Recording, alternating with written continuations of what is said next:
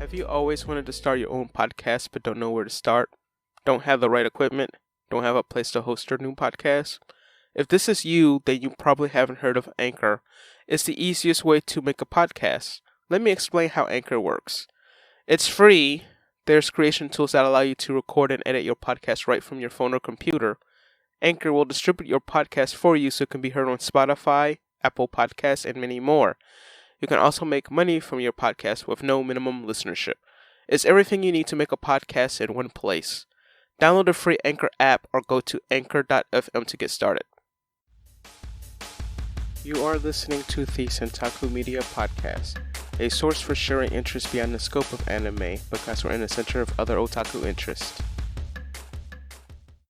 Hey everyone, this is your host Sanjo-chan of the Centaku Media podcast. This is episode 18 of the Centaku Media Journal, probably for the week of July 4th, 2021. Thank you for tuning in, and also if you've listened before, thank you for coming back to listen to the show. I know it's been a weird sudden break between episodes from February up until 3 episodes ago as of this episode.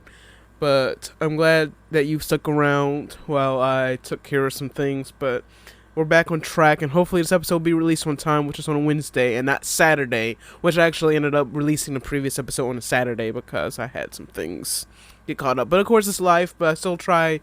I guess I'm responsible, and I feel bad if I miss the release schedule. And of course, I already did that for a few months, missing the schedule, so yeah, so it's going to happen. So I got to understand that life gets in the way, you're busy, so it's also a hobby, so it's a hobby, also try to take it seriously, but I got to make sure the efforts are put out there, that if I put a lot of effort into it, I hope people appreciate it. So that's all that matters, really.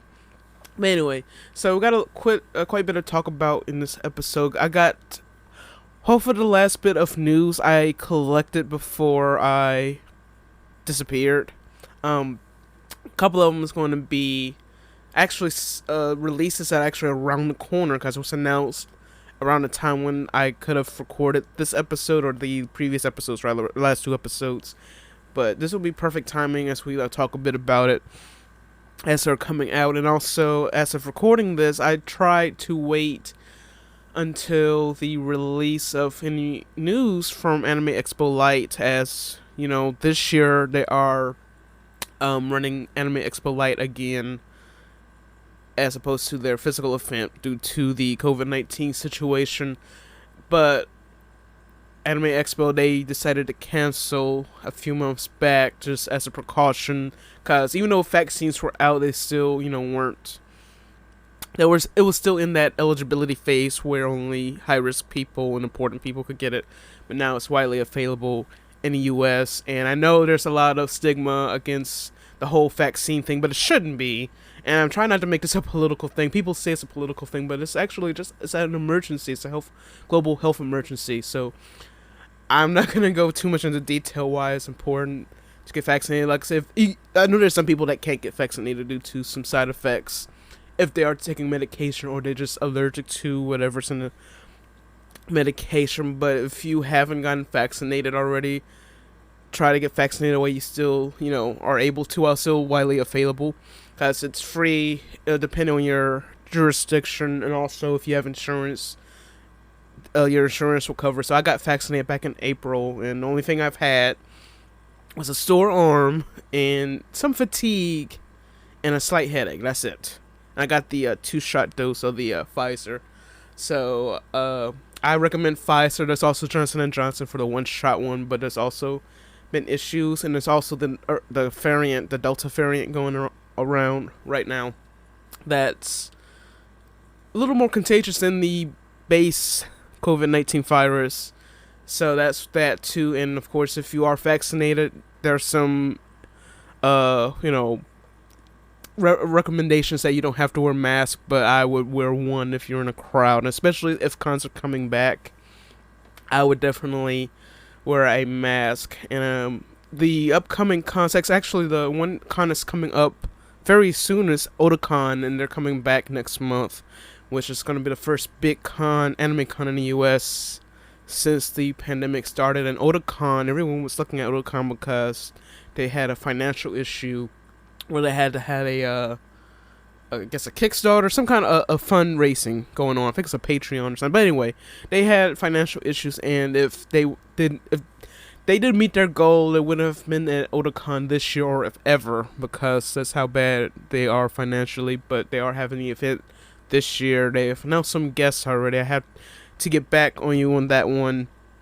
But they are going to be at the same venue, and they're not going to have some events like they usually do, like the rave and the ball. I don't think they're going to have that, because, that's an abundance of caution. But yeah, so Otakon is returning, and AWA as well, as they've already had their room blocks sold out early in June, and I will be attending, but I'll probably only attend for one day. But depending on how things go, I might add an extra day to that, but we'll see. But anyway, so yeah, no exciting news from AX Light. I know I went off a tangent there. But yeah, so no exciting news from AX Light, and I guess because of the pandemic, putting off a lot of projects where staff on many projects are unable to, do something in the same room like they normally do. They haven't quite set up anything for like telecommuting and all that. And it's the same thing goes with Final Fantasy XIV Endwalker, because Endwalker probably would have been out by now if it weren't for the pandemic, because it comes out a few days before Thanksgiving. So yeah, just think about that, because the previous expansion packs came out around June and July, and actually we just had the anniversaries for Shadowbringers, Stormblood, and Heavensward, which were pretty much in the same time period. So anyway, yeah, so no, only one. So yeah, I do have one news from Anime Expo Light, but we are going to get into that. But also, before I begin the news, we only have like 2 news articles for anime. But I will give a 5-minute review of the latest Hathaway's Flash movie, or rather, Mobile Suit Gundam Hathaway, that recently launched on Netflix on July 1st, and I'm really excited to talk about it in podcast format. And previously, whenever a big Gundam project comes out that I'm really looking forward to, I would try to write a review on it. And I did this with Unicorn. This was back on the original Centaku Media blog, but I haven't republished it yet. I try to do that in the future, because I think there was one for the last episode I haven't written a review of. I was going to do like a condensed review of all 7 episodes of Unicorn, but it will come down. It will come up at some point in the future. And also I do need to do one on the origin, which is very important. But anyway, so I'm going to go ahead and talk about the news article that did come out of Anime Expo, and that is a Star Wars anime project called Star Wars Visions. So Anime News Network reveals that this is a project of shorts that are, I guess, in the same fashion of Animatrix, and it will be launched on September 22nd on Disney Plus. And there are several studios involved with the Visions anthology, and this was announced on their AX Light panel on Saturday from Lucasfilms. And I got a list here of everyone that's participating in a lot of these. They were involved with, a lot of projects you're familiar with. And on Twitter, I think it was Chris Sabat, he revealed that a lot of one of the studios, I think it was Colorado Studio, they were involved with the Pokemon Twilight Wings miniseries. So I thought that was very interesting. But I'll go down of the list, and if you recognize any names, give them a cheer. So the first short on this list is called The Deal, which is by Kamikaze Doga, which is the studio. The director's Takanobu Misuno, who's from Japan Animator Expo, episode director. The character designer's Takahashi Okazaki from Afro Samurai and Batman Ninja. And the next one is Lapan Ocho from Geno Studio, who's responsible for Twin Engine. And the director is Yuki Igarashi, who was involved with Keeper Hands-Off Eisuken, who's the episode director for that, and he's the animation director of Jujutsu Kaisen.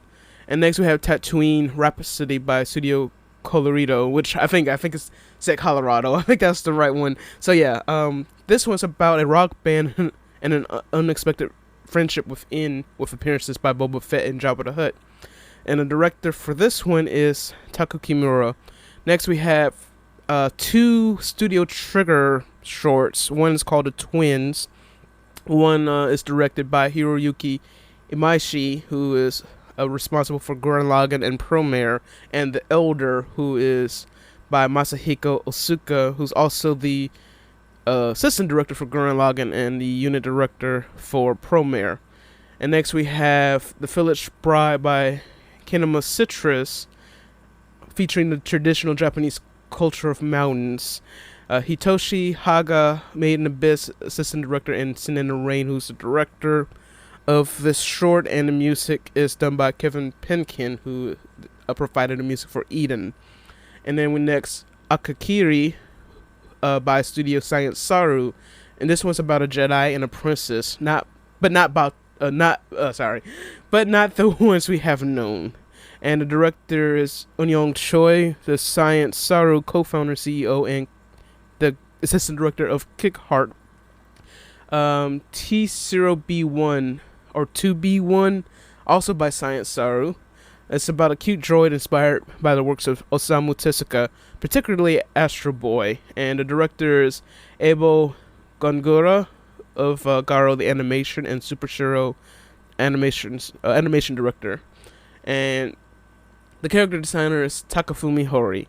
And lastly, we have The Ninth Jedi, who is by everyone's favorite production, IG.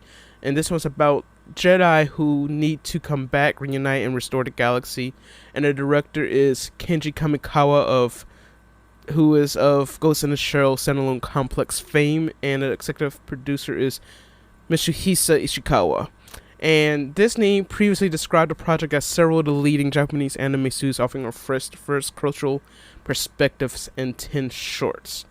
So if you are Star Wars fans and like anthologies like that, and of the Animatrix and cool stuff like that, be sure to give it a watch, which will be on September 22nd on Disney Plus. So you'll need a Disney Plus subscription to check it out, as you know that Disney Plus is a hub for everything Star Wars now, since they own the rights to Star Wars. People seem to forget that Star Wars is under Disney now, and same goes for Marvel. And as we know, there's I didn't think to record this in my notes, but there was a little bit of controversy concerning the Loki miniseries that's currently airing on Disney Plus, and I hope I don't get censored for it. But apparently, there was a fan artist on Redbubble who got their shop suspended because it was infringing on Disney's copyright, and people were upset about it because Loki is, it's actually public knowledge, because it's based on a mythical god, and people were like, why are you trademarking a fictional story based on myth? So like why? But apparently they reinstated the store after the news came out, so that was taken care of. But still, like, if it was Marvel alone without Disney under the belt, if they wouldn't have made this a big deal. But now, because Disney's involved, they had to basically keep tabs on everyone that's actually making an honest living. I know there's like a gray area for like selling artists goods and just referencing stuff, but it all depends on your country. And I know Japan is like starting to become more like the way we are here in the US as far as copyright stuff, though. But it's you just gotta be careful, and that's why like nowadays, like, you can't even post pictures on Twitter. And I know there was that controversy earlier this year where people were posting fan art, not fan art, but no, official art, or rather manga scans manga scans, I don't know why I said it like that, from a lot of Shueisha media. And even though these were like honest reviews, a lot of the media, apparently it turned out to be a weird compromise from in the third party that wasn't even involved with Shueisha. So that was a mess. So anyway, enough about that. So yes, Disney Plus will air the Star Wars Visions anime shorts on September 22nd. So moving on. So next story is actually a good lead-in to my review. of Gundam Hathaway, and this was previously reported back in February, but I didn't get around to it until now. And that this one actually excited me when I read it, and actually this is important if you're trying to get all up in the Universal Century Gundam era and Silicon era. Silicon era or Silicon? I'm just gonna say Silicon era until someone proves me otherwise. So Silicon era back in February announced that Beltrotica's Children is being released in English, and Beltrotica's Children is in the Char's counterattack storyline, and it ties into the movie, which is also on Netflix. Shameless promotion as a fan. It ties into that. It kind of explains the story of the events before, the events before Char's counterattack after the Zeta era, pretty much. But anyway, American manga publisher Denpa LLC announced that it will release an English language adaptation of Mobile Suit Gundam Char's Counterattack Beltrotica's Children.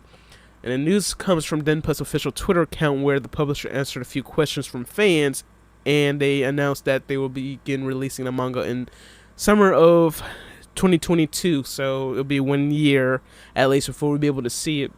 But Denpa confirmed that its publication of Beltrotica's Children will be in paperback.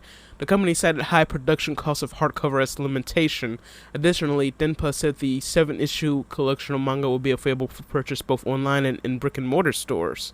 However, the series will only be available in print and not in digital format. Finally, Denpa answered that it will not release all 7 issues at once, which is kind of a thing nowadays, but for something like this, I think it should give it a traditional old school manga release instead of just going straight online. So I can see, I guess because of the licensing stuff too, I can kind of see where they're coming from. So it's not a big deal, but I'm all for buying physical manga still, even though I don't read manga as much anymore. I would still, go out and buy this, and I know they're kind of not as cheap as they used to be, so I imagine this is going to be at least $13 a pop when they come out. Anyway, so a little brief information. The manga was serialized based on a novel of the same name, which was released back, way back when, like in the 80s, I guess around the time Char's Counterattack came out. And the series was released, the manga rather, was released in Japan from June 2014 through September 2018.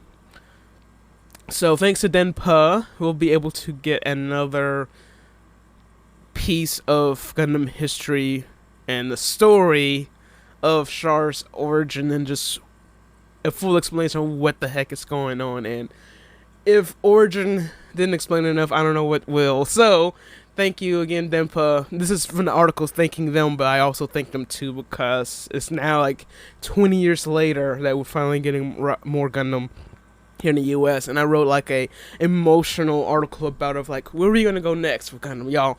And then I think it was around the time when Bandai said, no, we're done with Gundam. We were in a Gundam drought for at least 5 years before the right stuff swept in and saved all the releases and released the ones that we haven't had before. So I'm really excited to be able to read that. So of course, the next thing we're going to talk about, and I'm also really equally excited about, and I was hoping they would release it originally in novel form, but we get something even better. So the next thing I'm going to talk about is a mini review of the latest animated installment in the Gundam Universal Century timeline.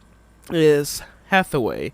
So Mobile Suit Gundam Hathaway was previously announced for release in Japanese theaters last year before the COVID-19 pandemic, and up until last month and another delay, which was by a week or two, it was finally released in Japanese theaters, and it broke a few records, and it even surpassed a previous release Gundam movie, and I think it was Char's Counterattack that it surpassed. Or no, I think it was both movies. It was that and Gundam NT.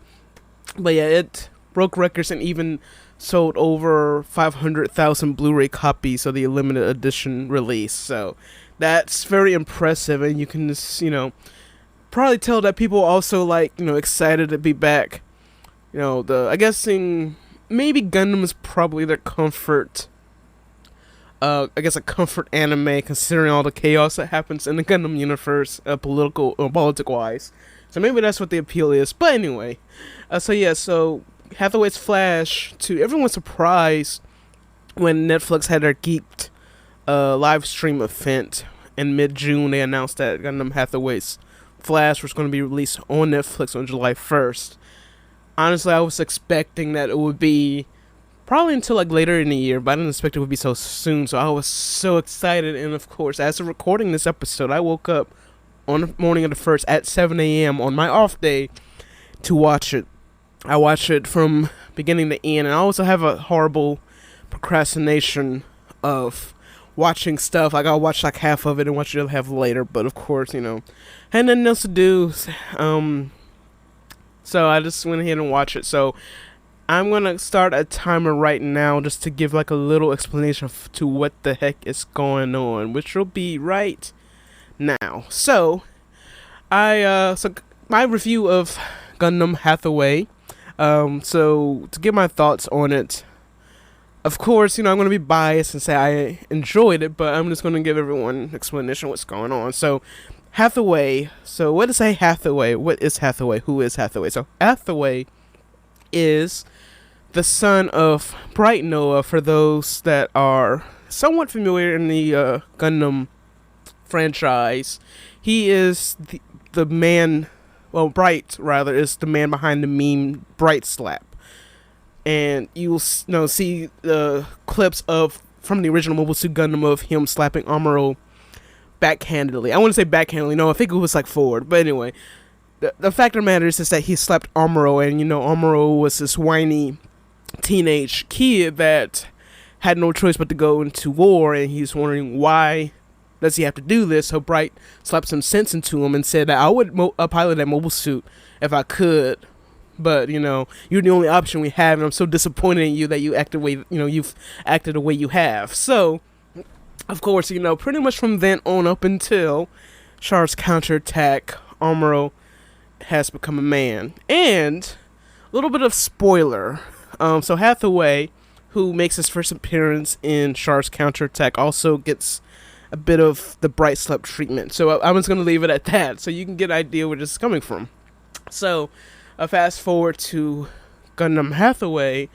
Hathaway is, I guess he is expected to be a pilot for the Federation, which Bright is still involved with. And by the way, for those that are curious, Bright does appear in Hathaway's Flash, at least in a novel, but he has yet to make his appearance in the anime. So Hathaway is on his way to Australia to participate in some trials, or I guess at least get some training, but the ship is taken hostage by a terrorist group called Mafti Nuove Iran.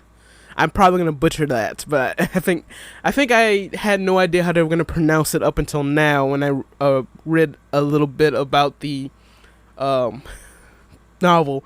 But anyway, so the terrorist group takes over, and then there are two other people on board, which is Gigi Andalusia and Kenneth Slegg. They're important characters moving forward. And Kenneth Slegg, he's with the Federation, and he befriends Hathaway, and Hathaway is talking to the terrorists, and he, you know, he's all calm and chill, and then apparently one of the terrorists catches on to him, and then they, you know, Hathaway does something to basically confuse him and immobilizes him with Kenneth's help. Unfortunately, there's some casualties on board the ship they're on, but they had to make an emergency landing in Defile, which is where Gigi and Kenneth get to know Hathaway and each other. And of course, we find out that Hathaway is actually Mafti. So Mafti, everyone thinks it's his organization, but it's actually one person, and that person just so happens to be Hathaway. So yeah, why is Hathaway a terrorist? Well, it's like, what's his motive? And this is going to be exciting because, as you know, like I said, Hathaway is the son of Bright Noah, so just think of what will happen when Bright figures all of this out. And I'm just going to leave it at that because I have like a minute left, and actually it was a perfect explanation. So anyway, I guess to finish up my review, a 5-minute review, is that I love it. Like, I would watch it again, but I don't know. I will watch it again. I'm the type of person that very rarely watches something in multiple sessions, especially movies. But yeah, I will watch it again if I were to show it to a friend. But I'm gonna give it a 5 out of 5. And although this is only part 1 of a trilogy, so part 2 we don't know when it'll be coming out. But this is gonna be, I guess, what they call a slow burn. And of course, if you go on Twitter and type in follow the Gundam topic on Twitter, it's gotten a lot of warm, good reviews and people saying it's Gundam for adults, even though technically Gundam has always been for adults. And of course, you got the few that are intended for kids, like the Gundam Build Fighters series. But yes, 5 out of 5 Gundam Hathaway. I recommend it. Check on Netflix right now. So my 5-minute review is up. Thank you for putting up with me. I got it perfect. I got 1 second left when I stopped that. So yeah, so Hathaway's Flash, that's your recommended viewing. Although if Gundam's not your thing, I understand. I try to push my friend into watching a Gundam series, but the only one she'll watch is probably either the SD Gundam series that aired back in the day on Toonami, or G Gundam. Well, G Gundam is more of like, of the flavor of Dragon Ball Z, but less politics, even though there's technically politics involved in that show. That's probably the one series that she'll be able to tolerate. Excuse me. Anyway, so that's enough of anime news and a 5-minute review. This is actually a first. I might do this again in a future episode, just for not just Gundam, but for another series. So again, thank you for putting up with me on that. And next we are gonna go into gaming news, and oh boy, I have a interesting topic to talk about, or rather, news story to talk about. Alright, so for our gaming news story is a recently announced collaboration event from Square Enix to Twitch, and this is for the Fat Black Chocobo mount. So for those that are players of Final Fantasy XIV, you have a shot at getting a Fat Black Chocobo mount, which is exclusive only if you do the following in this campaign. So what you need to do is, until August 24th, is to watch over 50 Twitch streamers play Final Fantasy XIV. But if they do and gift a certain number of Twitch subscriptions to their friends of any of these participating streamers, they will earn the Deluxe Heavens Crackers and the Fat Black Chocobo mount. And you have to gift the subs to your friends while they're streaming Final Fantasy XIV at the time. And when you get the Fat Black Chocobo whistles, you summon a mount. And it says with 1 subscription gifted, you get 100 Deluxe Heavens Crackers consumable items. And of course, the usual redemption method is to go to the Mog Station and unlock it. However, there's some issues with this. So anyway, before I go into the issues, there are from the article in Siliconero, there are over 28 streamers they listed. A few of them notable are Anifusha, Mr. Happy, and Sepula. There are some that, if you play Final Fantasy XIV, you'll remember their name. And I've watched several of Sepula's videos on YouTube, and they're actually very interesting. I recommend watching her videos if you're new to Final Fantasy XIV or need like a refresher if you're late to the party, like me. But yeah, there's some issues with all the people that are participating. So if you go on, I'm going to link to the Twitter thread of this announcement on Final Fantasy XIV's Twitter account. And there's some backlash concerning this campaign. So the biggest one is the participating streamers. So a lot of the streamers you see on this list are not BIPOCs, or what they call Black Indigenous Persons of Color.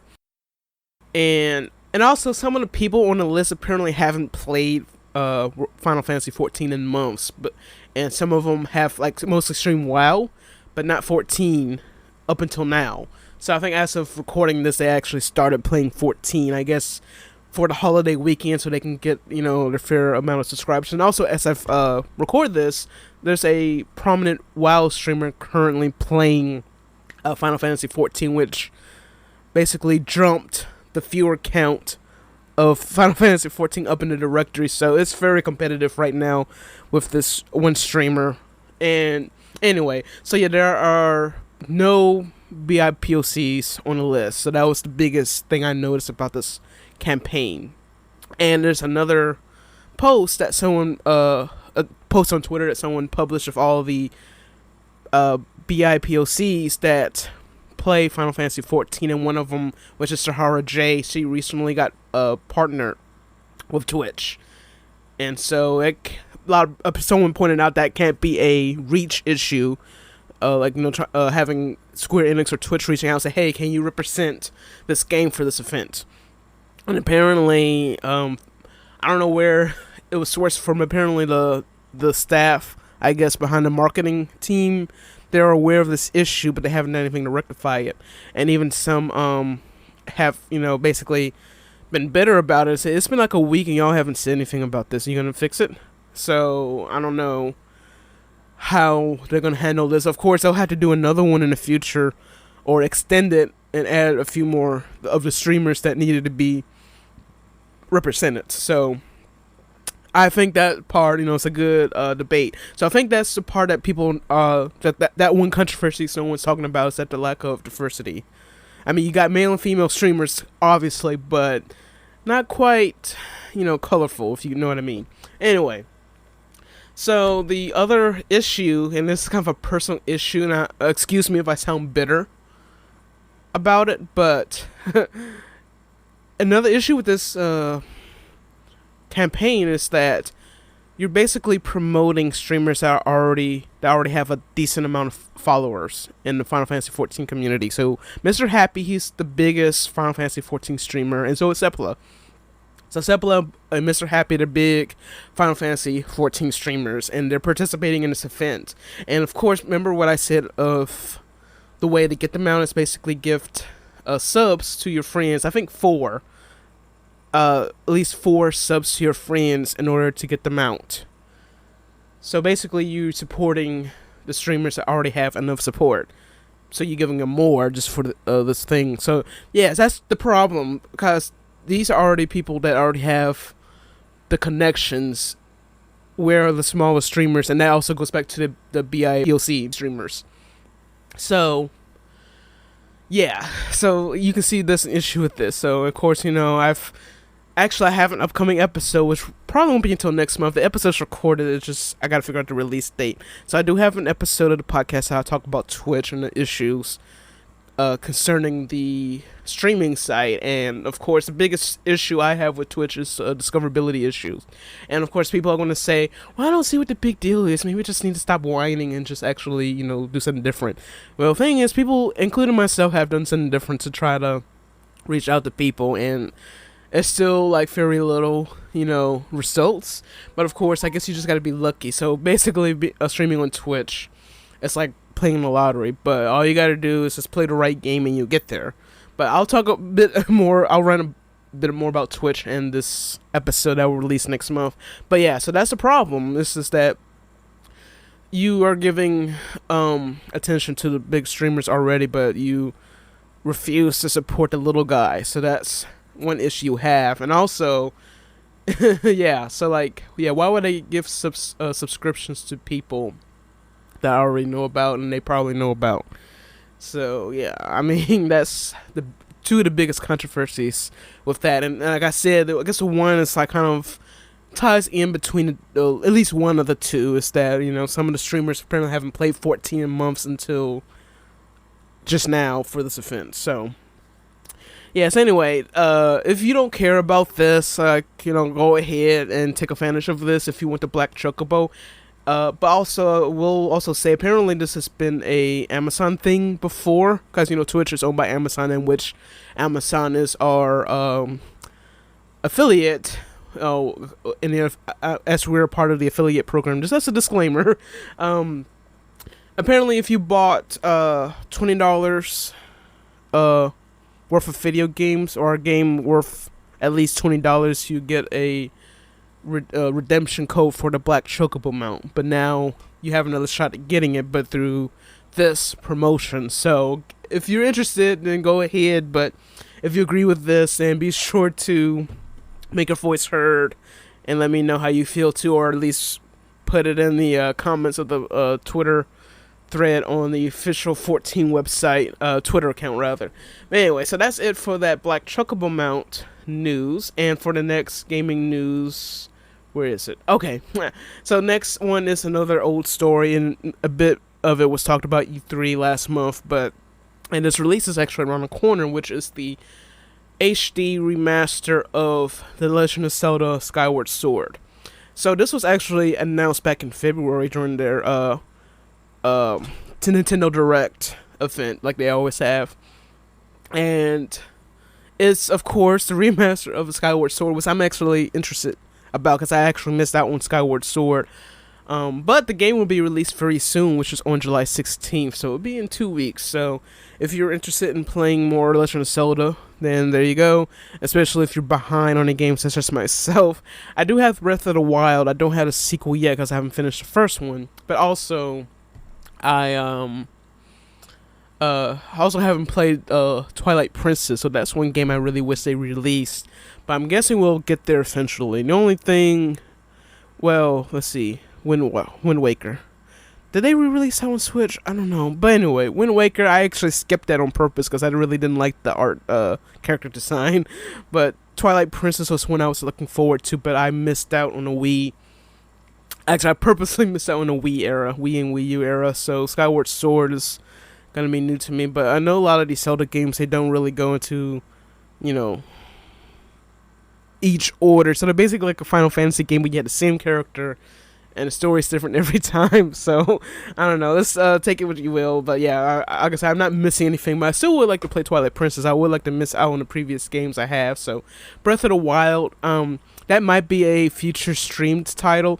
I was originally going to play that for another channel, but I'm having motivation issues with that as how to approach it. And I think it would be better to approach it in the stream format, because I know that's kind of a popular title to stream right now, so I just gotta figure out how to approach it. But you'll see Sanjo-chan or Nakaichi, which is actually, spoiler alert, is our current VJ or VTube stream jockey. Or I guess I got a stream jockey, I guess, a VTuber stream jockey, as you say. I guess as you would say, or as I would say, duh. But yeah, so be sure to check out Twitch, which is twitch.tv/Centaku Media. And I know I was ranting about the Twitch collaboration, but I should have plugged that in there. But yes, be sure to check out Centaku Media on Twitch, which is twitch.tv/Centaku Media. Oh yeah, and by the way, just to close out the story, Skyward Sword was originally released for the Wii on November 2011. So it's been 10 years. So it's the 10th anniversary of the Skyward Sword. So yeah, perfect timing. Anyway, moving on to our last piece of gaming news. So this is actually a follow-up to a story, which I'm pretty sure probably all of you have heard already, but it's still a mystery to me. It might have been a contract issue, but a couple episodes back, which I would have talked about if I released the episode on time back in February, is the departure of Roger Craig Smith, who's the current voice of Sonic the Hedgehog. And I say current voice because the story is that apparently he's going to continue to be the voice of Sonic. And this was about, when was this? It was actually back in May it was announced. So the follow-up was announced back in May. And I didn't have time to include it in the episode when I recorded. But yeah, so in May it was revealed on his Twitter account that Roger Craig Smith, who was also the voice of Gilbert G.P. Guilford in Code Geass, and he was also Biba in Cabaneri the Iron Fortress, that he will be returning as Sonic the Hedgehog in future games. And himself and the official Sonic the Hedgehog Twitter account revealed that he will no longer play as Sonic. And there were rumors on whether if the person behind Sonic in the live action movie would do his voice from now on, but it sounded like it was just a contract issue because I couldn't find anything else concerning that. And apparently I think a few other voice actors had left, but Roger Craig Smith is apparently still on to do the voice of Sonic. But also, just for those that need a reference of all the Sonic voices he did, he was Sonic in Sonic Team Racing, Smash Bros. Ultimate, Smash Bros. For Wii U and 3DS, Spinball, Lost World, Generations, Free Riders, Forces, Colors, Sonic and All-Stars Racing Transform, Puyo Puyo Tetris 2, all of the Sonic and Mario at the Olympic Games, and Lego Dimensions. So, yay. So we're glad to have Roger Craig Smith back as Sonic. So looking forward to the next project he will be a part of. And I know there's some Sonic games that were announced at their live stream event, which was, I think, the week after this, or the day after this. And I don't remember what it was that was announced, but of course, people complain about it because apparently you can't play Sonic fans. So I don't know what they've decided on, so I will look forward to it. I might have talked about it, but anyway, we'll figure out what the next Sonic game is going to be about and what it entails. Anyway, that's it for gaming news, and of course we're going to jump right into music news, as we always do before we end the episode. So for music news, I actually only have two stories, and one is actually an interest news story, but this is also a story that I meant to talk about back in February because I thought it was interesting, and also this has shed light into the topic that's in the story. But first, we're going to do music news. So, who's a fan of Miyavi? So, Miyavi, he will embark on a North American tour starting in the end of September until October 31st. So, Miyavi, he will be at 19 shows from September 30th to October 31st. So here's the list of all the locations that he'll be at. So starting on September 30th, he'll be in Calgary at the McEwen Ballroom. On October 2nd, he'll be in Vancouver in the Imperial. October 4th in Seattle at the Crocodile. October 5th in San Francisco at the Great American Music Hall. The 8th in Los Angeles at El Rey Theaters. The 9th in Mesa at Club Red. The 11th in Las Vegas at the House of Blues. The 13th in Salt Lake City at the Depot. The 14th in Denver at the Marquee Theater. He'll be in Austin on the 16th at Come and Take It Live. On the 17th, he'll be in Dallas at the Trees. On the 20th, he'll be in Chicago at the Cobra Lounge. On the 22nd, he'll be in Pittsburgh at the Thunderbird. On the 23rd, he's going back to Canada to Toronto at the Opera House. He'll be in Montreal on the 25th at the Le National. On the 27th, he'll be in New York at Sony Hall. On the 28th, he'll be in Boston at the Paradise Rock Club. The 29th, he will be in Washington, D.C., and to wrap up the North American tour, he will be in Atlanta at the Masquerade. And now, what's funny is that when he goes to Atlanta, that's actually the last day of Anime Weekend Atlanta, which is happening this year, as I mentioned early in the episode. So I'm wondering if he'll be, popping in to the con during the weekend. I guess probably, do some autographs or something, because he actually performed at AWA back in, I want to say maybe 2018, 2017, but that was one of my favorite AWAs besides the one, I think it was in 2014 when Homei Kazuku performed. That was two of my favorite AWAs were, those bands where there were these performances. But yeah, Miyavi performed and actually shared a video from the concert. And it actually went a little viral, and I'm surprised, but a lot of them were from Japanese Miyavi stands, so of course they're gonna follow that and retweet it like crazy. So I was impressed. But yes, I'm not this is actually one artist I would like to learn more about, as I'm more into K-pop as of lately, into J-pop, although I'm getting back into J-pop due to certain circumstances. And I'm actually writing a blog post about why, like another reason why I fell out of J-pop. But anyway, so Miyavi, the tickets already went on sale, so if you can find tickets, good luck. And also, like I said, whatever, if they coming to your city, be sure to check him out. Of course, be careful, and hopefully things will be fine then, which is kind of why I guess they're doing this tour in the first place. So Miyavi, just a little bit more about him. So he previously released the album Holy Nights last April in 2020 and contributed music to the anime series Id and Faded, which premiered in January 2020. And he also performed theme songs for the Kokoku and We Rent Tsukumogami anime. And of course, he's been in live action films as well as an actor, as he was in Unbroken and Kong Skull Island, and he had roles in the 2019 film Stray and Maleficent.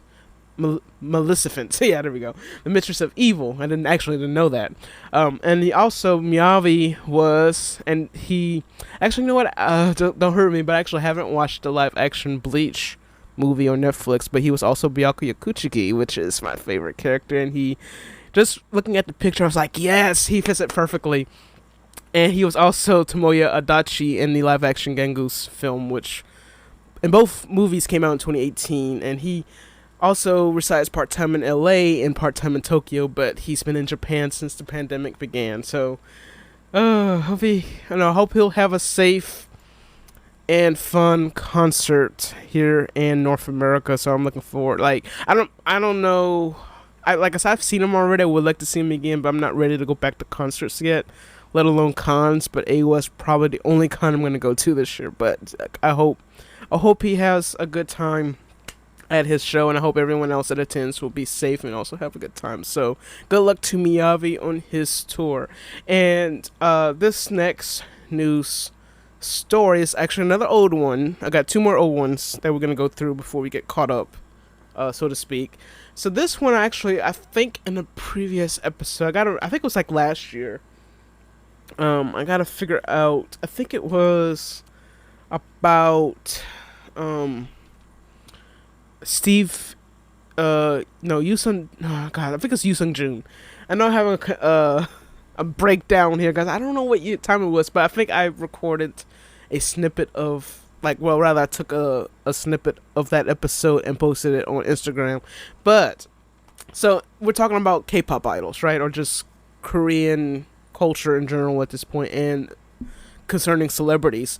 Oh yes, now I remember. So, last year there was a topic concerning whether BTS should be exempt from military service because it's mandatory for Korean males to serve in the army before they hit the age of 30, and everyone was wondering if BTS will be exempt completely, because if you're a celebrity, you can postpone your enlistment until a certain age, but they changed it to where as soon as you get the enlistment letter, you have to enlist, so no exceptions. That's what it was.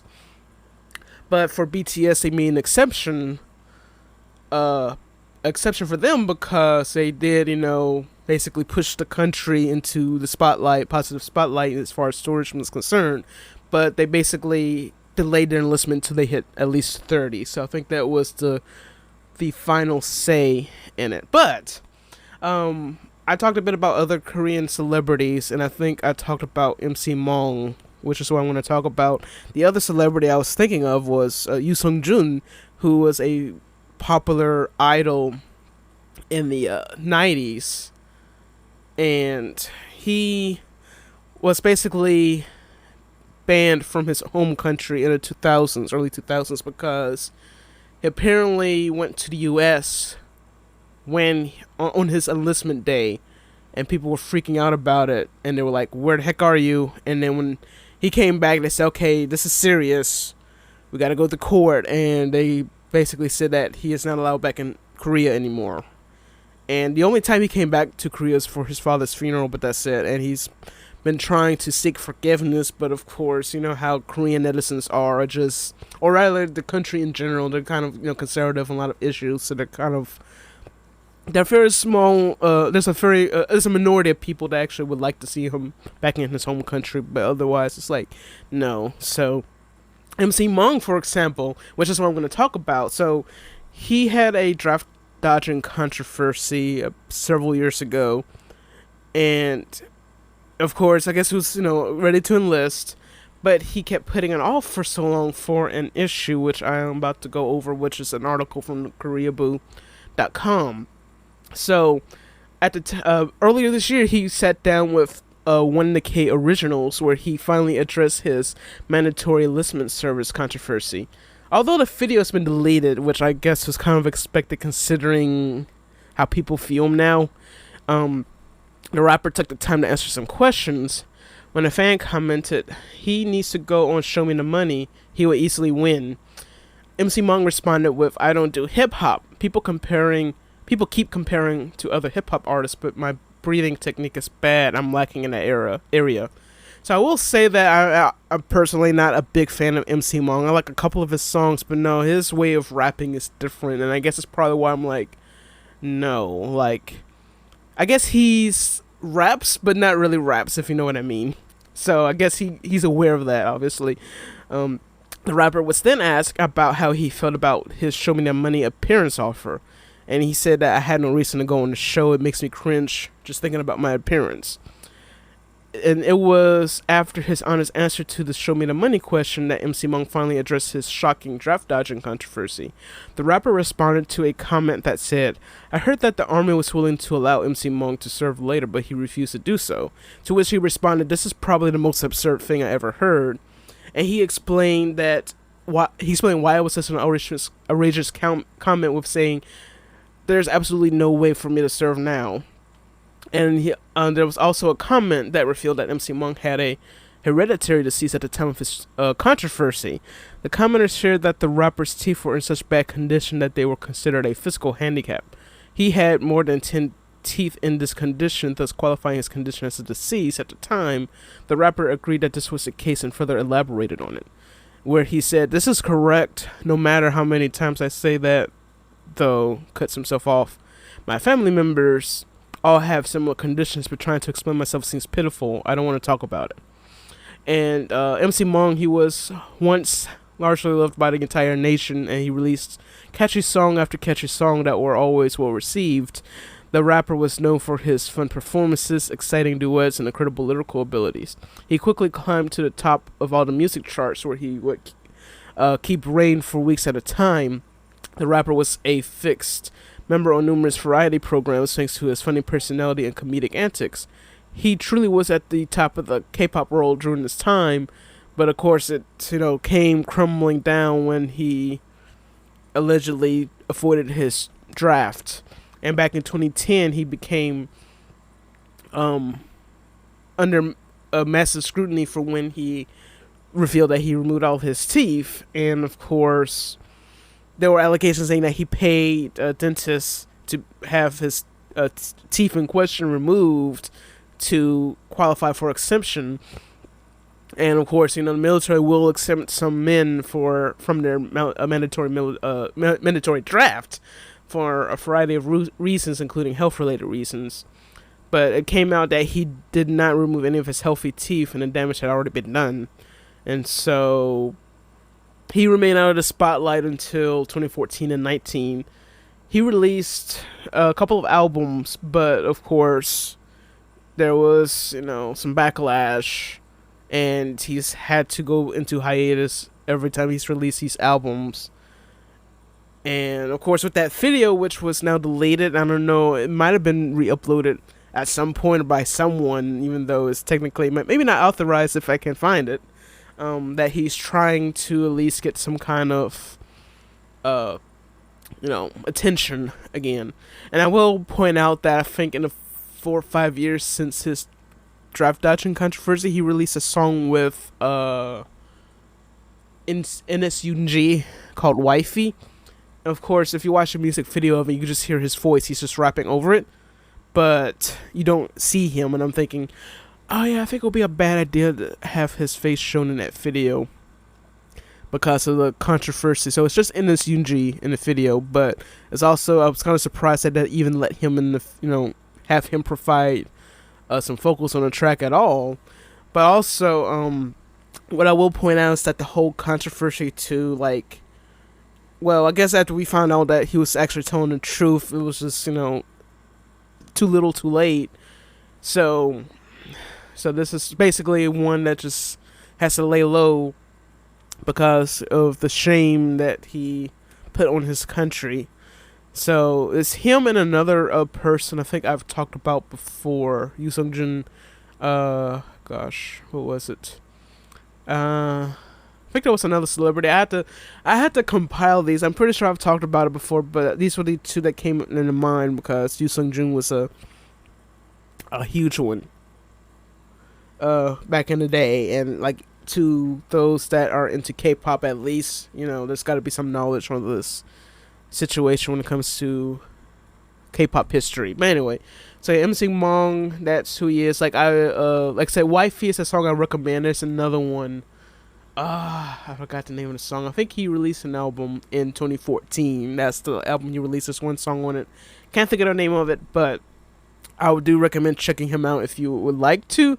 He's not a bad person. Like, I mean, to Koreans, he would be a few that's a bad person. But, like, I'm not a big fan of his rap style. But there are a few songs that actually work for him. But otherwise, I'm like, eh. But support him if you would like. So, he would really appreciate it.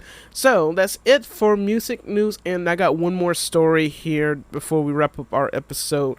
And this is another, hopefully last, news story from a few months back, and this is about hikikomori in Korea. So hikikomori, for those that are unfamiliar with it, and of course, I mean, you probably are familiar with hikikomoris if you're listening to this podcast, but hikikomori are in Japan, it's a word used towards shut-ins, people who basically are hermits and they live in their houses or apartments and never bothering to go out to the world and communicate, and mostly they're unemployed. So basically they just do not want any form of communications. But in Korea, Wired UK, they covered a couple of people there of how the hikikomori lifestyle has tempered, their way of life. So I'm going to read a part of the article, but I recommend reading the entire article, which will be in the show notes, which will be on centakumedia.com. So the Wired article starts with a day back in 2009. A nervous young man rushed out of his home in Incheon, head held down. Not having showered in weeks, his skin was oily, his hair unkempt. The loungewear he had on, only one of two sets he owned, was badly stained. He knew he smelled, but he'd run out of necessity, so he had to go to the shop down the street. It'd just be 5 minutes. All he had to do was stock up on instant ramen, coke, and cigarettes. Then he'd be back. After picking up his supplies, the man walked home, but as he was approaching the front entrance, a panic spread over him. He didn't know the passcode to open the door. It had been so long since he'd gone outside, he'd forgotten how to get back in. At this time, Kim Jeju, who was 29 years old and in the most extreme phase of his social seclusion, he'd already spent off and on mostly on 2 years in his bedroom, and he would go on to spend another 8 in the same manner. And this 3x3 meter box, with little more furniture than a bed, desk, and chair, Kim kept confined for close and 24 hours a day, 7 days a week, 52 weeks a year, eating and smoking and staring at his computer screen.